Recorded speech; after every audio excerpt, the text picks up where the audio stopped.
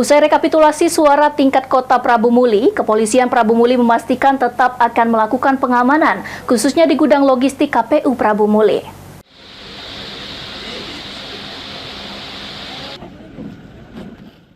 KPU Kota Prabu Muli telah melakukan rekapitulasi suara tingkat kota di VEF Hotel Prabu Muli dengan keamanan ketat oleh petugas kepolisian dan TNI.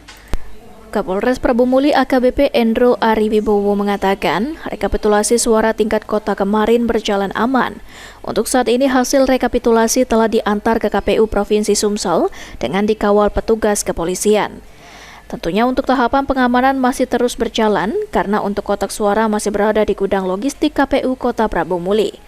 Lebih lanjut, Kapolres Endro mengatakan, pengamanan kotak suara akan terus dilakukan sampai nanti jika ada gugatan di MK. Alhamdulillah berhasil menyelesaikan semua rangkaian pengamanan, kemudian dari teman-teman KPU juga sudah selesai melaksanakan pleno dan tidak ada hal-hal yang sifatnya menonjol adanya pertentangan di antara para saksi. Alhamdulillah semua berjalan dengan baik.